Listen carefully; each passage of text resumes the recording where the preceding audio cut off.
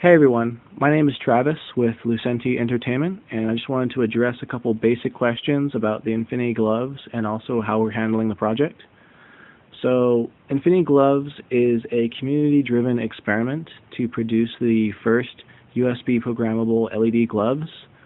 We're taking 6 bulbs and tying them to the single beefed-up chip, and this allows us to replicate any color and practically any mode you can think of, whether that's a strobe, stribbon, ribbon, dot, tracer, fade, and any combination of those really.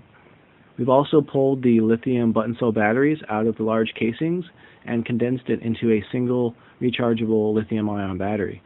This way you get hundreds and hundreds of recharges out of the battery.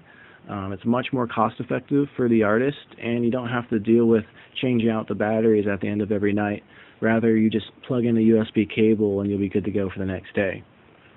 And because we've pulled those batteries out of the large casings, that actually gives us a lot of real estate to play with on your fingers. Stuff like threading and digits is much easier, and you're not going to get caught on the casings as much as you would before. That's pretty much it when it comes to the gloves. Also, our editor, Lucia, will be freely available on our website, so anyone can mess around with playing with their own colors or modes and combining those to make sets. And the device can hold up to 50 full sets at any time. In terms of our business structure, we're actually quite untraditional. Most companies would raise funding for their idea in secret. They would design and develop that same product in secret to announce it shortly prior to release, and then once it's out in the public, that's when they get the majority of their feedback on the product, whether it's good or bad. We're doing pretty much the exact opposite. We're actually accepting as much feedback as we possibly can prior to production. We're also accepting pre-orders during this development process so that we can allow people to help subside part of our upfront cost along the way. And really it comes down to sharing what we're doing with everyone who's interested in supporting it. This way the community gets to make design decisions along the way, and the feedback becomes really the driving point of the entire development. Whether we get good feedback or quote-unquote bad feedback, really it's all good to us.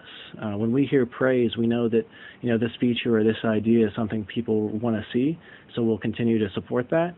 And also, if people have concerns about a possible issue, we know exactly what we need to address during the design, and we can show you how we're fixing it along the way prior to production. If you're interested in supporting what it is that we're doing, there's 3 easy ways you can do that. Number 1 is feedback. Let us know what you think, whether you think it's a cool idea, whether it's a dumb idea, whether you think you would like to see or what you actually don't like seeing. We love hearing everything from you.